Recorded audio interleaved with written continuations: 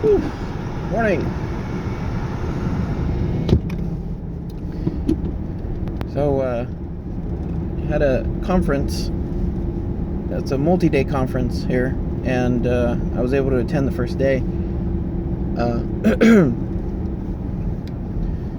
And there were open calls for topics, and I actually had two.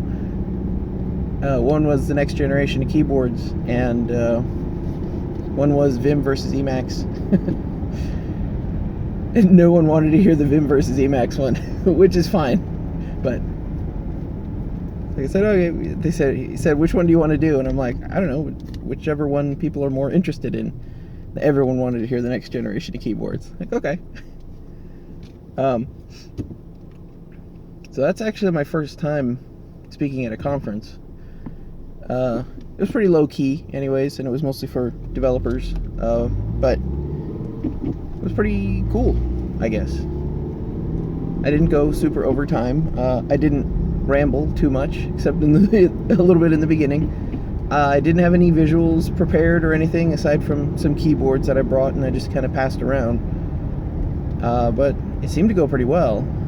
And then a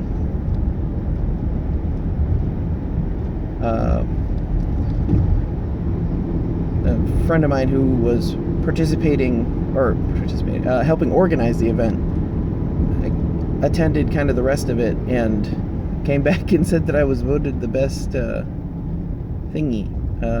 presentation. So that was kind of surprising, I guess. It's a good indicator. I'm still a little surprised. I don't know what to make of that. I guess I have some experience talking about keyboards, possibly, says the guy with hundreds of hours of rambly videos, mostly about keyboards. It's just kind of surprising. I expected it to go worse, I suppose. But my first thought after stepping down from there was like, well, that was terrible. Like, I could have done this, I could have done that. He said that they didn't, at least he didn't think they recorded it. It seemed as though someone was recording it. They might have been just taking still pictures, but I don't know if that would be better or worse to have a video of it, because I would just critique the video and pick it apart. Be like, actually, Troy, you got that wrong, sir. But I was immediately thinking about like how I could have improved it and covered more things. I'm also not even sure I really mentioned much about my keyboard. It was really more about the next generation of keyboards. I'm really bad at marketing. But people had some questions. There were some common questions afterwards, so that's stuff I should add into I should probably write those down right now while they're fresh, so that I can adapt it. I could totally do that talk again and structure it a little bit better and like add visuals and my name.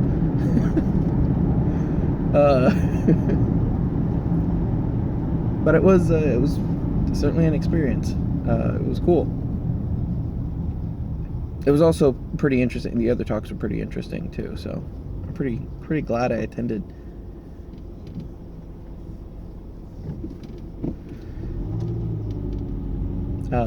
That's one of the other things is Lexington is not a huge city.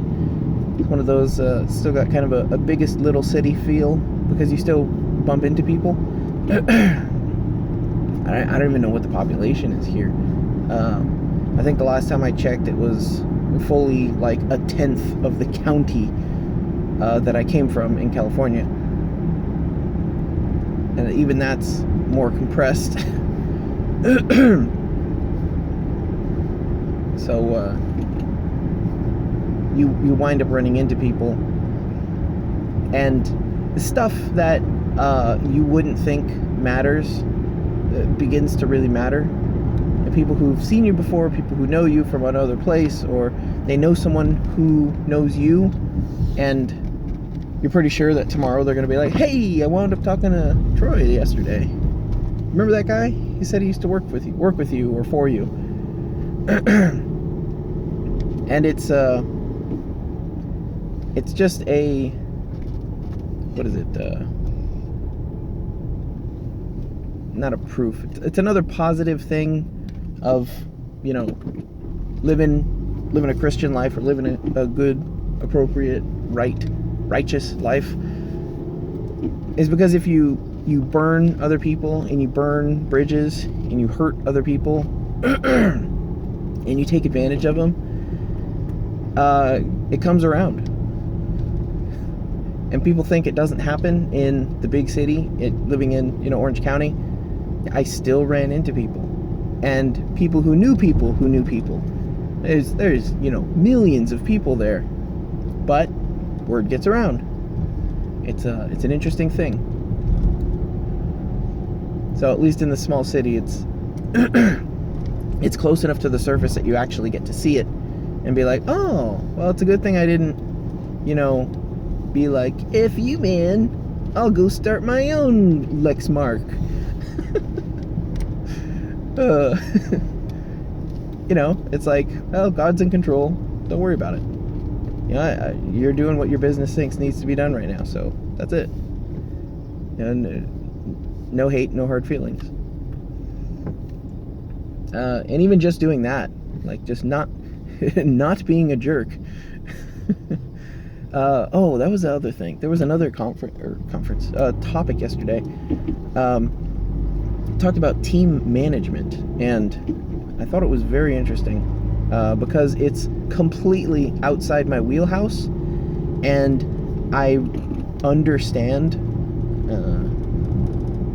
I guess after experience, practical experience, that it's extremely important, and it's not something that I'm good at, and it's not something that I really focus on, especially as in any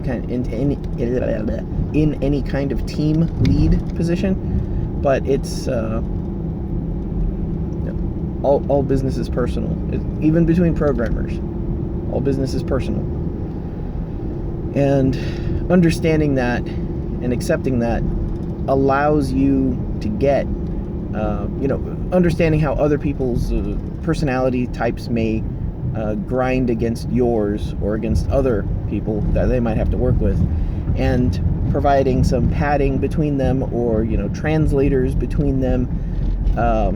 I mean, like, emotional translators, not literal translators, although that is also a problem. I did bring that up, and unfortunately he didn't have any silver bullets for that, because he had a similar experiences, similar troubles. I'm going to link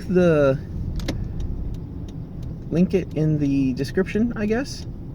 I think that's, I don't quite know how to describe it, and I probably wouldn't do it justice, but it's about team management and kind of dealing with how different personalities, in this case specifically in code review, but it's about kind of managing different personalities and how they fit together, because as he described it, that's all squishy stuff, and we like to feel like it doesn't really matter when, you know, we got to ship, but it does matter, because if everyone's afraid to do anything creative or interesting or different, or if you're domineering with your code style, or your ideas, you're not going to get new ideas. You know, you're not going to get the buy-in. You're not going to get any kind of team dynamic. Everyone's going to feel uncomfortable and on edge, and that's not where any good work gets done.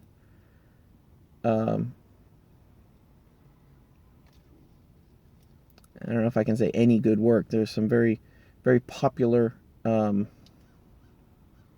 jerks, I guess, that push the industry forward and push the industry in lots of different directions. But that's not to say that things couldn't have been better otherwise, or in a different way. You know, you never know what you're going to learn from anyone, really. And allowing yourself to not default to, I'm smarter than this guy, I don't have to listen to him. And just being a little bit more patient will net you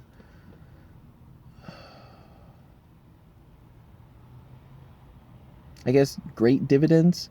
The idea that especially the I'm smarter than you idea is like it shuts off your brain. Like, well, I don't have to listen to you because I'm smarter than you. Well, I'm dumber than you, and I don't think the way that you think. So maybe, just maybe, I can offer you something that is entirely novel to you. Even by accident. Even by a misunderstanding. I've had that happen a number of times. Someone says, what about this? And I say, that's genius. We'll do it just like that. And he's like, no, that's not what I meant. I meant like that. I'm like, oh, that's not very inspired, but what I thought you said was really inspired. It doesn't matter where the idea comes from, so long as the idea is formed.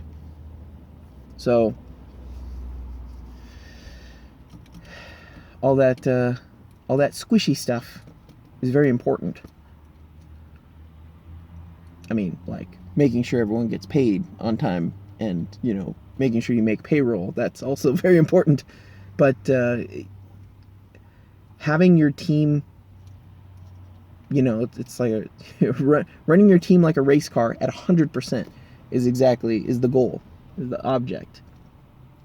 If you have some people that are really good at one thing and some people that are really good at other things, don't take both of them, give them a new thing to be good at, and then say, fit this mold.